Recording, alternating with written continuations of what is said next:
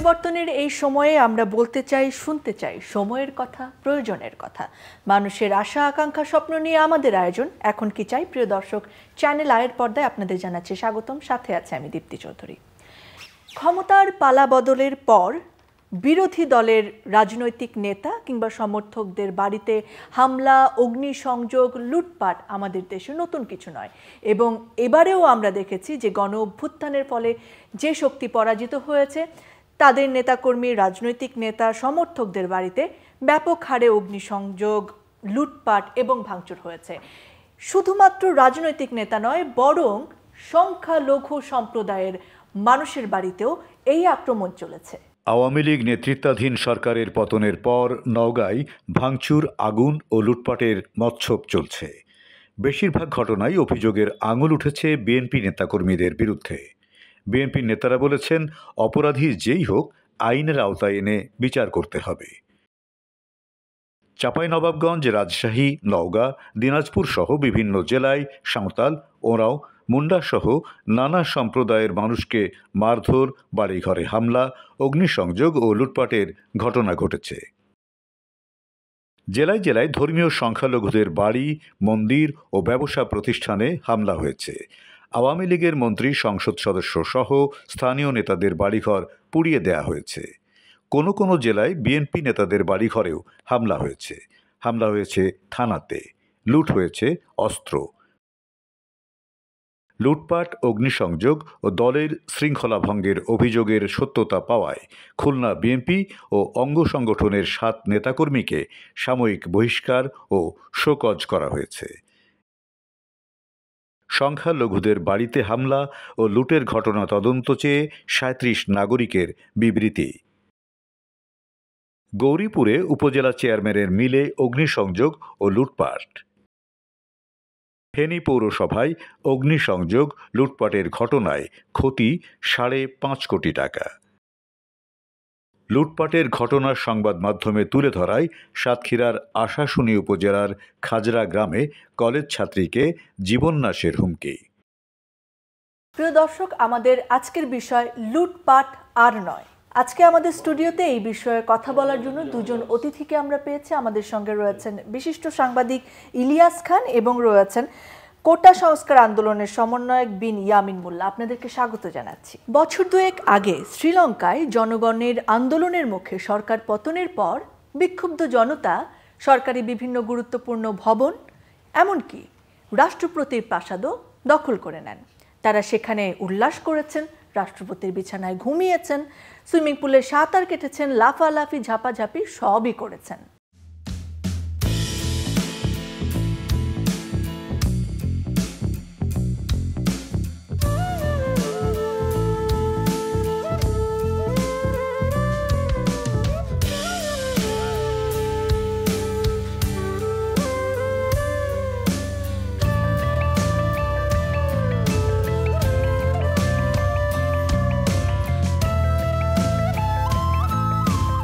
কিন্তু সেখানে কোনো খুনোখুনি হয়নি কোনো রক্তারক্তি, হয়নি কোনো লুটপাট। কিন্তু আমাদের দেশে আমরা কি দেখেছি? গত 5ই আগস্ট সরকার পতনের পর জনগণ দখল করে নেন সংসদ ভবন, এমনকি প্রধানমন্ত্রীর বাসভবন, গণভবন। সেখানে আমরা দেখেছি লুটপাট এবং ধ্বংসযজ্ঞ।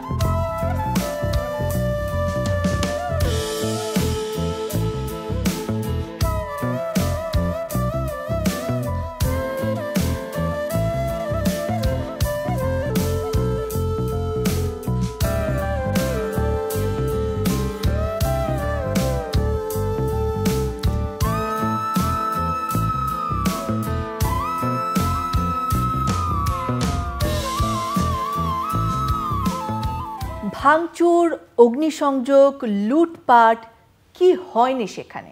ফ্রিজের খাবার থেকে শুরু করে পশু পাখি এমনকি জামা কাপড় পর্যন্ত নিয়ে এসেছেন মানুষ। সেই মানুষেরা যে সন্ত্রাসী, লুটেরা কিংবা স্বার্থান্বেষী কেউ তা বুঝতে বাকি থাকে না। ছাত্র জনতার যে সুশৃঙ্খল আন্দোলন তাকে কুলসিত করার জন্য কেউ হয়তো ইচ্ছাকৃতভাবে সেটি করেছেন, অথবা সাধারণ কোনো লুটেরা তাদের স্বার্থ সিদ্ধি করেছেন সেই সুযোগে। তারপর আমরা কি দেখেছি? আমরা দেখেছি ছাত্র জনতার উদ্যোগে সেই মালামাল অনেকাংশে ফেরত পেয়েছে। এছাড়া সংসদ, গণভবন তারা নিজ উদ্যোগে সাজিয়ে দিয়েছেন। আজকের অতিথিদের সঙ্গে কথা বলবো এর কারণ এবং ভবিষ্যতে এর সমাধান কি হতে পারে সেটি নিয়ে। প্রথমে ইলিয়াস খান, আমি আপনার কাছে জানতে চাই, এই লুটপাটের কারণ কি বা এই অবস্থার কেন তৈরি হলো আপনার কি মনে হয়? অনেকগুলো কারণ আছে। আপনি শুরুতে যা বলেছেন, আমরা নিঃসন্দেহে এগুলো নিন্দা করি যে লুটপাট হয়েছে অনেক কিছু, তো মানুষের তীব্র ক্ষোভ ছিল, অনেক ক্ষোভ ছিল। শ্রীলঙ্কার উদাহরণ আপনি বলেছেন, শ্রীলঙ্কায় প্রেসিডেন্টের প্রাসাদে দখল করে নিয়েছিল, বাট সেখানে এত বড় আন্দোলন হয়েছে, মাত্র 10 জন মানুষ মারা গিয়েছিল, মাত্র 10 জন। আমাদের এখানে শত শত, আমাদের এখানে শত শত সরকারি ভাষ্যে এখন মধ্যে বলা হয়েছে, বাট ওরা ভালো জানে, আমার মনে হয় আরও বেশি মানুষ আবার কোন ধরনের মারা, খুব নিষ্ঠুরভাবে হত্যা করা হয়েছে।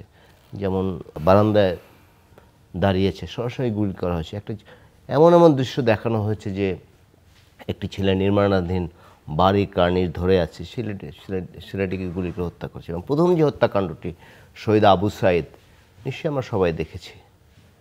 তো এইসব কারণে, আর ওখানে আরেকটি কথা আছে যে প্রধানমন্ত্রীর বাসভবন যেটি, সেখানে কিছু বিহারি সম্প্রদায়ের লোক থাকে, এরকম একটা প্রচার কিন্তু আছে যে এই লুটপাটে তাদের একটি বড় অংশ জড়িত ছিল। আমি দৃঢ়ভাবে বিশ্বাস করি যে ছাত্ররা এই গণজোয়ার সৃষ্টি করেছিল, বাংলাদেশের স্বৈরাচারের বিদায় ঘটিয়েছে, তারা এই লুটপাটের সঙ্গে জড়িত না।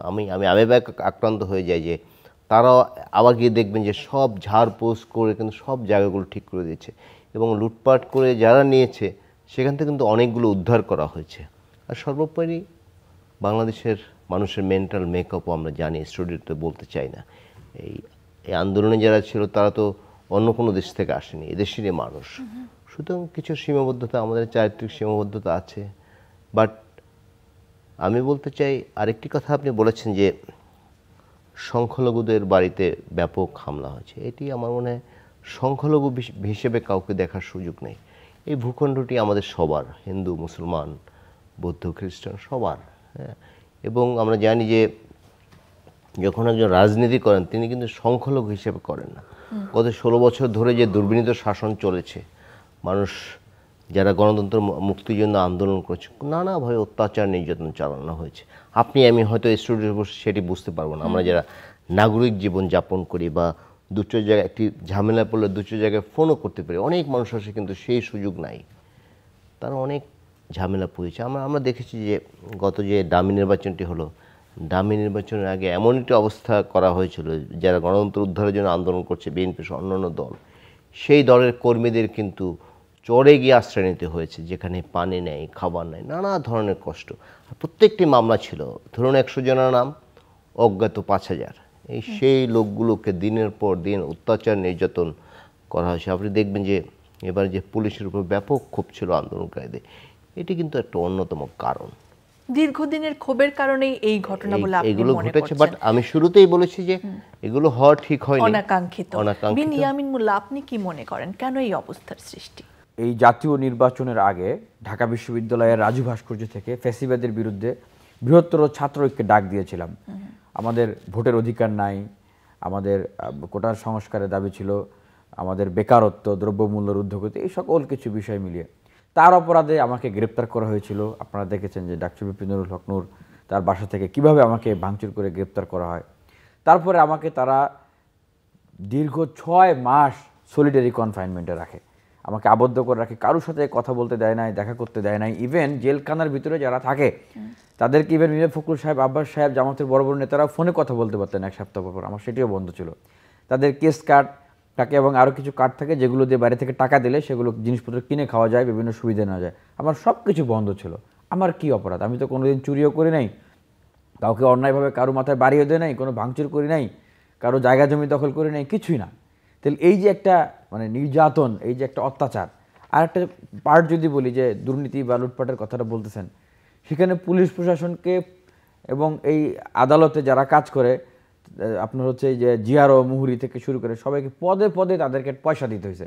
আপনি যদি টাকা না দেন তাহলে আপনার কাগজ দেবে না, হ্যাঁ, আপনি যদি টাকা না দেন তাহলে আপনার জামিন নামে সই করবে না। এবং এই যে জেলখানার ভিতরে হলো আরেক সিন্ডিকেট, সেখানে আপনাকে পদে পদে টাকা দিতে হবে। আপনি টাকা না দিলে আপনাকে জেলখানায় আপনি ভালো জায়গায় থাকতে দিবে না, আপনাকে যে কাজ করাবে। আপনার জেলখানায় ক্যান্টিন, সেইখানে দুর্নীতি।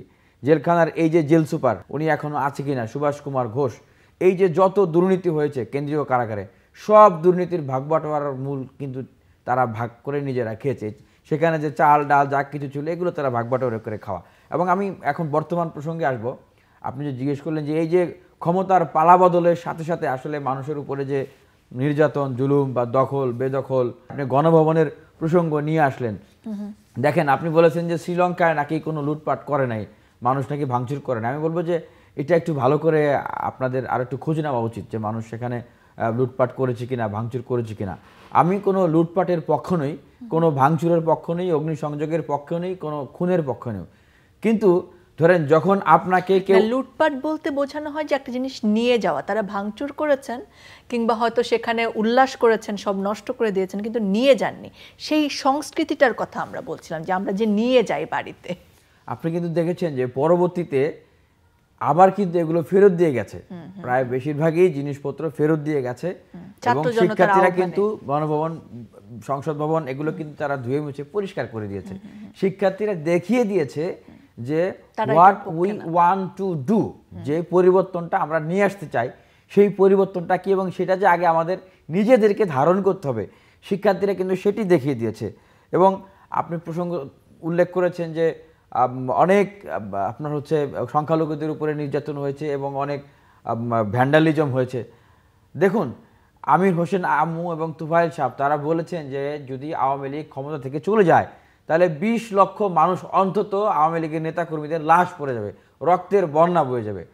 20 লক্ষ মানুষ মারা গেছে, 20 লক্ষ তো দূরে থাক, 200 মানুষও তো আওয়ামী লীগের মারা যায় নাই। আমি একজনেরও মৃত্যুর পক্ষে নই, কিন্তু তারা যে আশঙ্কা করেছে সেই আশঙ্কার 1% তো আসলে হয় নাই। তার মানে কি, এই যে ছাত্র জনতার যে বিপ্লব এবং তারা যে একটা স্ট্যান্ডার্ড মানদণ্ড বজায় রেখে এই পরিবর্তনগুলো করছেন এবং সংস্কার সাধন করছেন, এটা আমি মনে করি এটা প্রশংসার দাবিদার। হ্যাঁ, তার পাশাপাশি আপনি বলেছেন যে এখানে যখন একটি ঘটনা ঘটে তখন সেই ঘটনায় ধরেন কারো বাসায় আগুন লাগলে কেউ সেখানে যায় যে কোথায় তার আয়না গয়না এগুলো রাখছে সেগুলো নিয়ে আসতে, কেউ যায় আগুন নিভাইতে, কেউ যায় যে কোথায় তার ওই যে ধান চাল গোলা এগুলো রাখছে সেগুলো নিয়ে আসতে, মানে নানানজন নানান ফন্দি বিক্রি করে। আপনারা কিন্তু এর আগে কিশোর গ্যাংয়ের কথা দেখেছেন না, ডাকাতের কথা শুনেছেন না। তো এই যে আমাদের এই যে একটু পরিস্থিতি চলতেছে এখন, সরকার অভ্যুত্থান পরবর্তী অবস্থায় আছেন, সরকারের যন্ত্রপাতি মেকানিজমগুলোকে এখন রান করানো, এই সুযোগের ভিতরে তারা কিন্তু আবার এর ভিতরে ঢুকে গেছে। তারা কখনো সাধারণ মানুষ, তারা কখনো সাধারণ শিক্ষার্থী, নানান মানে সুতা ধরে তারা বিভিন্ন জায়গায় ভাঙচুর করছে, অগ্নিসংযোগ করছে, মানুষকে হুমকি দিচ্ছে, চাঁদাবাজি করছে, মানুষের জিনিসপত্র ছিনতাই করে। তাদের সাথে শিক্ষার্থীদের কোনো সম্পর্ক নেই এবং তাদের সেই মূল্যবোধটাকে শিক্ষার্থীরা কোনোভাবেই ধারণ করে না। একদম। এই বিষয়টি নিয়ে আবার আপনার কাছে আমি আসবো, কিন্তু সরকার পতনের পরে যে বিগত সরকারের যে নেতা বা মন্ত্রী রয়েছেন তাদের বাড়িতে যে অগ্নিসংযোগ বা লুটপাট হয়েছে, বেশিরভাগ ক্ষেত্রে সেটার জন্য দায়ী করা হয়েছে বিএনপিকে, যারা আসলে অন্যতম প্রধান বিরোধী দল হিসেবে এখন রয়েছেন। অবশ্য বিএনপির পক্ষ থেকে তাদের মহাসচিব সহ আরও গুরুত্বপূর্ণ অনেক নেতারা বলেছেন যে এরকম কর্মকাণ্ডের সঙ্গে যেই জড়িত থাকুক তাদেরকে বিচারের আওতায় আনতে হবে, শাস্তি দিতে হবে। হামলা ও লুটপাটে অংশগ্রহণের অভিযোগে বেশ কয়েকজন নেতাকর্মীকে তারা বহিষ্কারও করেছে, 67কে। এই ব্যাপারটিকে কিভাবে দেখেন? এটি পজিটিভ দিক, বাট ওই যে বিএনপি বা জামাত বা অন্য অন্য দল করেছে এভাবে ব্র্যাকেট বন্দী করা আমি মনে হয় ঠিক না। সাধারণ মানুষের ব্যাপক অংশগ্রহণ ছিল এখানে, প্রচুর সব মানুষ। আমি 90 যখন আন্দোলন হয়, আমরা সেই আন্দোলনে ছিলাম, আমি তখন ঢাকা বিশ্ববিদ্যালয়ের ছাত্র। শুধু ঢাকা বিশ্ববিদ্যালয় এবং আশেপাশে 2-1টি শিক্ষা প্রতিষ্ঠান কেন্দ্রিক তখন কিন্তু আন্দোলন হয়েছিল। কিন্তু এবারে আন্দোলন কিন্তু বাংলাদেশের কোনো শিক্ষা প্রতিষ্ঠান বাদ যায়নি, কোনো গ্রাম বাদ যায়নি, কোনো বাড়ি বাদ যায়নি, কোনো পরিবার এক বাদ যায়নি। কথায় গণ অভ্যুত্থান, গণ অভ্যুত্থান এবং জনগণের সর্বস্তরের মানুষ নেমেছে। সুতরাং ওই যে সেই রোগ থেকে এখনো মুক্তি পায়নি। যেমন গত যে স্বৈরাচারের পতন হয়েছে, তাদের 1 ডজন মন্ত্রীর কাজ ছিল বিএনপি কোনো দলই না বলতেন, আবার সকাল উঠে বিএনপিকে গালাগাল শুরু করতেন, রাতে গালাগাল দিয়ে তারপর ঘুমোতে যেতেন। অত্যন্ত দুর্ভাগ্যজনক। সেই প্রবণতা থেকে এখনও বের হয়ে আসতে পারেন। আপনি দেখবেন যে আমরা কিভাবে আসলে বের হতে পারি বলে মনে আমি একটু করেন? শেষ করি। আপনি দেখবেন যে বিএনপি এবং অন্যান্য গণতান্ত্রিক দল যে 62 পার্টি কিন্তু এবং গত যে দামি নির্বাচনটি সেটিতে যায়নি, বাট তারা অনেক আন্দোলন করেছে, নানাভাবে হত্যা করে, গুম করে, মামলা দিয়ে। একজন নেতার মামলা 452টি, যাক সেগুলো বলতে চাই না, নানা কিছু করেছে। তারপর বিএনপি কিন্তু সেই দুর্নীতি সরকারের পতন ঘটাতে পারেনি। সুতরাং বিএনপি যে দোষ দেয় তারা আগুন দিয়েছে সেটি বলার সুযোগ, বরং ছাত্র জনতার আন্দোলনে সেখানে ছাত্র জনতার মধ্যে তো বিএনপিও বাদ নেই, জামাত বাদ নেই, অন্যান্য দলও বাদ নেই, সবাই ছিল। সুতরাং এগুলো মানুষের ক্ষোভ। কারণ আপনি দেখেছেন আমির হোসেন আমর সাহেবের বাড়িতে 5 কোটি টাকা পেয়েছে, এটা তো জনগণের টাকা, জনগণের টাকা না, এবং কোনো না কোনো মানুষকে নানাভাবে বঞ্চিত করে এগুলো সঞ্চয় করেছে। সুতরাং মানুষের ব্যাপক ক্ষোভ ছিল। এখন ঢালাওভাবে বিএনপির উপর দোষ চাপানো সেই পুরনো রোগ। এগুলো করার সুযোগ আছে বলে আমি মনে করি না, বাট এগুলো হওয়া উচিত না। যে বিভিন্ন যে আগুন জ্বলেছে, এখন যদিও এটিকে হাইলাইটস আমরা কিছু মিডিয়া করছি যে অমুক জায়গায় আগুন লেগেছে, অমুক জায়গায় লুটপাট হয়েছে, বাট 15.5 বছর দুর্বিনীত শাসনটা যে ছিল, কত মানুষ হত্যা করেছে, কত মানুষ গুম করেছে, এই আয়না ঘরে কত মানুষ রেখেছে, কত সেটা হুট টাকা করে পাচার হয়েছে, পরিবর্তন কত টাকা পাচার হয়েছে, সেগুলো কিন্তু আমরা আস্তে আস্তে কি বলে এগুলো একপাশে সরিয়ে রেখে আমরা এখন হামলা, লুটপাট এগুলো বলছি। এটি করা হচ্ছে মূলত, এটি হওয়া উচিত না আমি মনে করি। যেমন এটিরও নিন্দা করা উচিত 15.5 বছরে তারা যে দুর্বিনীত শাসন চালিয়েছে সেগুলোর কথা বলা উচিত। আপনি দেখবেন এবারে আন্দোলন একটি প্রবণতা সৃষ্টি হয়েছিল, অসংখ্য ছাত্র মারা পড়লো, পথচারী মারা পড়লো। প্রথম দিকে আন্দোলনের জাস্ট বিজয়ের আগে আমাদের মিডিয়াগুলো কিন্তু সরকারি চাপে হোক বিভিন্ন স্থাপনা নষ্ট হয়েছে সেটির কথা খুব প্রচার করতে থাকলো। এই যে মানুষগুলো নির্মমভাবে হত্যাকাণ্ডের শিকার হলো সেগুলো কিন্তু বলছেন, এবং খুব দুর্ভাগ্যজনকভাবে। শুধু আমি একটি উদাহরণ দিই, এই আন্দোলনে যে প্রথম শহীদ আবু সাইদ, সেখানে আওয়ামী লীগের অফিস জনতা পুড়িয়েছিল জানেন সাইদকে হত্যাকাণ্ডের পরে। তৎকালীন সরকারের 2 জন মন্ত্রী রংপুর গিয়েছিলেন, কিন্তু আবু সাইদের কোনো খোঁজ নেয়নি, তাদের অফিস পুড়িয়েছে। এটি দেখতে গিয়েছেন, একই সঙ্গে সেখানকার যে আওয়ামী লীগের নেতা আছেন তাদেরকে ভৎসনা করে এসছেন যে তোমরা এটি ফিরাতে পারলে না কেন। বিনিয়ামিন মোল্লা, আপনার কাছে আবার আসতে চাই। এই যে ঘটনাগুলো ঘটছে, একেবারে আমরা দেখেছি পুরো পৃথিবীতেই যে কোনো বিপ্লবের পরেই একটুখানি সহিংসতা, কিংবা যখন আমরা দেখেছি একটি দীর্ঘ সময় আইন শৃঙ্খলা বাহিনী, পুলিশ বাহিনী তাদের কাজে নেই, সেই জায়গায় এই ধরনের সহিংসতা খুব যে অনাকাঙ্ক্ষিত আমরা চাই না সেটা হোক, কিন্তু তারপরেও যে হয়েছে সেটা সত্যি। এই জায়গায় যারা এই আন্দোলনের সময় নিষ্ক্রিয় ছিলেন, তারা এমনকি যারা আন্দোলনে সক্রিয় ছিলেন, সাপোর্ট করছেন, তাদের মনেও অনেকে প্রশ্ন এসেছে, এই স্বাধীনতাই কি আমরা চেয়েছিলাম কিনা। এই টার্মটার সঙ্গে নিশ্চয়ই আপনিও পরিচিত। ছাত্র জনতা বা বৈষম্য বিরোধী ছাত্র আন্দোলনে যারা আপনারা নেতৃত্বে ছিলেন, তাদের প্রতি এই কথাগুলো ছুড়ে দেয়া হচ্ছে বারবার, যেন আপনারা সামনের সারিতে লড়েছেন, এই স্বাধীনতার জন্য লড়েছেন কিনা। কি বলবেন এর উত্তরে? মানে যখন আওয়ামী লীগ করে চুরি করেছে, চামারি করেছে, ছিনতাই করেছে, দুর্নীতি করেছে, তখন আওয়ামী লীগ। আর এখন যখন মানুষ ধোলাই দিচ্ছে, ধরতেছে, তখন বলতেছে যে সে সংখ্যালঘু। আর একটা জিনিস আমি বলতে চাই, আপনারা দেখবেন যে এই যে সংখ্যালঘুদের উপরে দমন পীড়ন হয়েছে, আমাদেরকে এই করা হচ্ছে, সেই করা হচ্ছে, আন্তর্জাতিকভাবে এটাকে একটা মানে প্রোপাগান্ডা ছড়িয়ে দেওয়া, এবং বিশেষ করে ইন্ডিয়ান চ্যানেলগুলোকে বলবো, বিবিসি তো বলেছে যে অনেক ফেক, আমরা যেগুলো দেখেছি তারা বলেছে যে এখানে আপনার হচ্ছে 70% বা 80% এইটা ফেক নিউজ। সেই জায়গা থেকে বলবো যে তাদের মিছিলগুলো একটা ভেরিফিকেশন করেন, ভেরিফিকেশন করে দেখবেন যে সেইখানে ছাত্রলীগ, আওয়ামী লীগ, যুবলীগের ছেলেপেলেরা তারা ঢুকে তারা হিন্দু সেজে গেছে। এখন আমি বলি যে এক সময় কিন্তু এই ছাত্রলীগের নাম ছিল পূর্ব পাকিস্তান মুসলিম ছাত্রলীগ, এরপরে তারা প্রগতিশীল হয়ে তাদের নাম রাখলো ছাত্রলীগ। তারপরে হইলো কি, এখন তারা মানে তাদের মানে সংখ্যালঘুদের ভিতরে তারা ঢুকে গেল। তো তো বলবো যে আপনি রাজনীতির জন্য, ব্যক্তি স্বার্থের জন্য আপনার ধর্ম পর্যন্ত আপনি কুরবানি করে দিতেছেন। আপনি কি এটা চিন্তা করছেন? এই ধরনের লোক, মানে নীতি, আদর্শ, মূল্যবোধ, নৈতিকতার লোকদের আসলে দেশে আমরা নিয়ে কি করবো সেটাও একটা চিন্তার বিষয়। এই পরিস্থিতির মানে উত্তরণ বা এর দায়ভার আমরা কিভাবে নিব বা কি করব? দেখেন, এখানে আমাদের কথা কিন্তু পরিষ্কার, কথা পরিষ্কার যে এইটা একটা গণ অভ্যুত্থান। আওয়ামী লীগ কিন্তু স্বেচ্ছায় ক্ষমতা ছেড়ে চলে যায় নাই।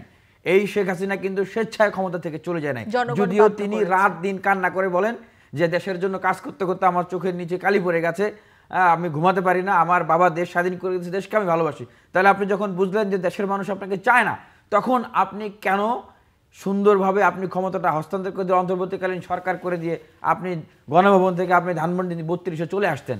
আপনাকে কেউ টাচও করতো না, আপনাকে কেউ ছুঁইতো না। কিন্তু আপনি কি করলেন? ক্ষমতা থেকে আমরা পত্রিকা পরে জানতে পেরেছি, চলে যাওয়ার আগ মুহূর্ত পর্যন্ত আপনি প্রত্যেকটা বাহিনীকে নির্দেশ দিয়েছেন তোমরা গুলি চালাও। তাহলে তার শাস্তি কি হবে? তার পরিণাম কি হবে? এবং তিনি যেভাবে বঙ্গবন্ধুকে বিক্রি করেছেন, বঙ্গবন্ধুকে বিক্রি করতে করতে, ব্যবহার করতে করতে, আমার বাবা, আমার বাবা, আমার বাবা, আবার যখন মানে জনগণকে প্রয়োজন হয় তখন বলে বঙ্গবন্ধু জাতির পিতা, জাতির জনক, আপনারা সবাই আসেন। দেশের মানুষকে এত বোকা নাকি? আর তরুণ ছাত্রদেরকে এত বোকা নাকি তারা? তাদেরকে আপনি যা বুঝাবেন, যা খাওয়াবেন, যা বলাবেন তারা তাই বলবে, তার তো প্রতিবাদ তো করবেই। একদিকে যদি আপনাকে বন্দুক দিয়ে গুলি করা হয়, আপনি যদি তখন শান্তির বার্তা নিয়ে যান, শান্তির বার্তা সাদা কাপড় তো আপনার ঢাল হিসেবে কাজ করবে না, আপনাকেও কিন্তু তখন পাল্টা প্রতিরোধ গড়ে তুলতে হবে। আর এই মুহূর্তে বাংলাদেশের যে অবস্থাটা চলছে, এখন আবারও তারা প্রতি বিপ্লবের চেষ্টা করছে বিভিন্নভাবে। হ্যাঁ, এই যে সচিবালয়ের তারা বিভিন্ন স্তরের বিভিন্ন ডিপার্টমেন্টের বিভিন্ন গ্রুপকে দিয়ে তারা সেখানে একটা অস্থিতিশীল অবস্থা তৈরি করার চেষ্টা করছে। কারণ এটা তো একটা চেইন অফ কমান্ড, রাষ্ট্র ব্যবস্থার চেইন অফ কমান্ডটাকে ফাংশন করতে হবে।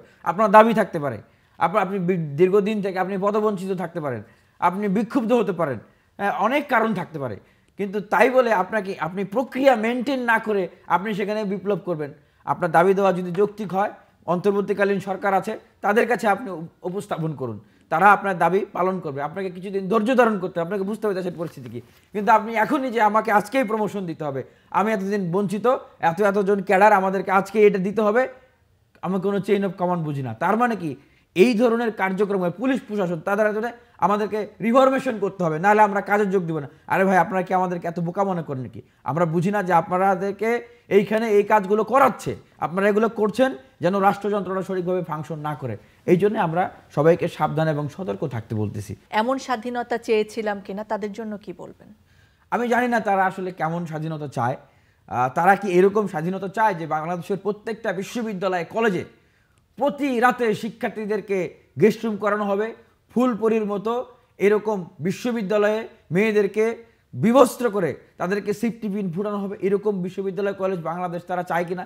যেই বাংলাদেশের প্রধানমন্ত্রী তিনি শিক্ষার্থীদেরকে রাজাকারের বাচ্চা বলবেন, এরকম বাংলাদেশ তারা চায় কিনা আমি জানি না। তবে বলবো, আমরা যেরকম বাংলাদেশ চাই, যেই বাংলাদেশে কোনো দুর্নীতি থাকবে না, দুর্নীতি তো থাকবেই না, দুর্নীতিকে সমূলে উৎপাদন করা হবে এবং মানুষের ভিতরে একটি ইন্টারনাল রিভলিউশন, মনস্তাত্ত্বিক বিপ্লব সাধিত হবে। আমি নিজে দুর্নীতি করব না, নিজে অন্যায় করব না, স্বজনপ্রীতি করব না, অনিয়ম করব না এবং কাউকে করতে দিব না। জনাব ইলিয়াস খান, আপনার কাছে এবার প্রশ্নটি আনতে চাই, একেবারে টপিকের জায়গায় যদি আসে, আমরা খেয়াল করে দেখেছি যে ক্ষমতাসীনরা যে লুটপাট করেছেন শুধু তাই নয়, এখানে অনেক স্বার্থের নিশি শুধু ব্যক্তি হয়তো সুযোগ পেয়েছেন, যাদের হয়তো লুটেরা হিসেবেই তারা পরিচিত, তারাও এই সুযোগটি নিয়েছেন। কিংবা আমরা এমনও দেখেছি যে মধ্যবিত্ত শ্রেণী কিংবা উচ্চবিত্তের অনেকেও উল্লাস করার জন্য কেবল লুট করেছেন। এই যে আমাদের একটা অপসংস্কৃতি, কিংবা আমরা অন্যান্য সময়েও দেখেছি আগুন লাগলে কেউ গিয়ে সুযোগ খুঁজছেন লুট করার, কিংবা নানা ধরনের দুর্ঘটনার সময় কেউ গিয়ে খুঁজছেন মানি ব্যাগটা কোথায় আছে। এই অপসংস্কৃতি থেকে আমরা কিভাবে আসলে বের হয়ে আসতে পারি, গঠনমূলক আলোচনা যদি করি?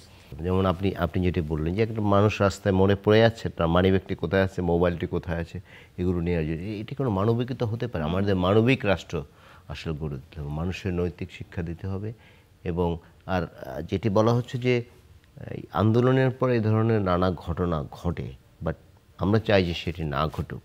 আমরা এই সংস্কৃতি মানুষের ছোটোবেলা থেকেই, যেমন আমাদের এখানে সংস্কৃতি কি, গাড়িতে বাচ্চা বসে একটা চিপস খাচ্ছে, একজন শিক্ষিত মানুষ বলছে গাড়ি ময়লা করিস না, রাস্তায় ফেলে দেয়।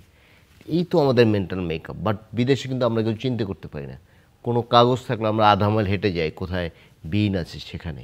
তো মানুষগুলোকে, আর আমাদের দেশে অনেক কিছু এই জন্য দায়ী। ধরুন শিক্ষিত লোক কত পার্সেন্ট আছে বাংলাদেশে? শিক্ষিত লোক যারা আছে অনেকে সার্টিফিকেটধারী, প্রকৃত শিক্ষা যেটি বলে শিক্ষার জায়গাটিতে আমাদের নিশ্চয়ই হাত দিতে হবে। সেটিও আমাদের নাই। অনেক ধন্যবাদ, অনেক ধন্যবাদ আপনাকে। বিনিয়ামিন মোল্লা, ছোট্ট করে শুনবো তরুণ প্রজন্মের পক্ষ থেকে, ওই যে আপনি মানসিক চেঞ্জের জায়গাটিকে বললেন এবং নানা জায়গায় আপনারা সংস্কারে হাত দিয়েছেন, সেই জায়গায় এই যে সংস্কার, এই যে অপসংস্কৃতি, আমাদের এই যে মেন্টালিটি আছে লুট করা কিংবা সুযোগ সন্ধানী হয়ে যাওয়া, সেই মেন্টালিটি চেঞ্জের জায়গায় আপনার কি আহ্বান থাকবে? ঠিক যেভাবে গণভবনের আসবাবপত্র জিনিসগুলো শিক্ষার্থীদের আহ্বানে মানুষ আবার ফেরত দিয়ে গেছে, শিক্ষার্থীরা যেভাবে গণভবন, সংসদ ভবন ধুয়ে মুছে পরিষ্কার করে দিয়ে গেছে, শিক্ষার্থীরা যেভাবে সারা বাংলাদেশে ট্রাফিকের শৃঙ্খলা ফিরিয়ে নিয়ে এসে দেখিয়েছে যে শিক্ষার্থীরা চালে বাংলাদেশকে একটা সুশৃঙ্খল দেশ হিসেবে গঠন করতে পারে, শিক্ষার্থীরা এখন যেভাবে ঢাকাসহ সারা দেশে বাজার মনিটরিং করছে এবং বিভিন্ন জায়গায় চাঁদাবাজ দুর্নীতিবাদদেরকে প্রতিরোধ করছে, বাংলাদেশে এইভাবে করেই একটি সুশৃঙ্খল, শান্তিপূর্ণ, নিরাপদ বাংলাদেশ গড়ে উঠবে এবং দুর্নীতি এবং চাঁদাবাজমুক্ত বাংলাদেশ গড়ে উঠবে। আমি শিক্ষার্থীদের উদ্দেশ্যে একটু নির্দেশনা দিতে চাই যে আপনারা যেখানে বাজার মনিটরিং করছেন এবং যেখানে চাঁদাবাজ দুর্নীতিবাজদের পাচ্ছেন বিভিন্ন সরকারি বেসরকারি প্রতিষ্ঠান, আপনারা যেটা করবেন, আপনারা তাদের সঠিক তথ্য এবং উপাত্ত আপনাদেরকে রাখতে হবে এবং সঠিক ডকুমেন্ট রাখতে হবে। আপনারা রাখবেন, আপনারা স্থানীয় যে পুলিশ প্রশাসন আছেন বা সেনাবাহিনী আছেন তাদের সাথে যোগাযোগ করবেন, আপনারা তাদেরকে ধরে তাদের হাতে তুলে দিবেন। অনেক অনেক ধন্যবাদ জানাচ্ছি আপনাদের দুজনকে, কৃতজ্ঞতা জানাচ্ছি আমাদের সময় দেওয়ার জন্য। ধন্যবাদ জানাচ্ছি প্রিয় দর্শক আপনাদেরকে। আমরা আর লুট চাই না, এই সুযোগের সন্ধানে কেউ নিয়ে যাক রাষ্ট্রীয় সম্পদ কিংবা এই যে অপসংস্কৃতি সেটির চর্চা হোক আর বাংলাদেশে। ঠিক যেমনটি চাই না কোনো পদে থেকে বাংলাদেশ কিংবা রাষ্ট্রের সম্পদ লুট হয়ে যাক, দুর্নীতি হোক অপসংস্কৃতির চর্চা। প্রিয় দর্শক, আবার দেখা হবে অন্য কোনো বিষয়ের সংস্কার নিয়ে কথা বলবো। এখন কি চাই, দেখা হবে আবার।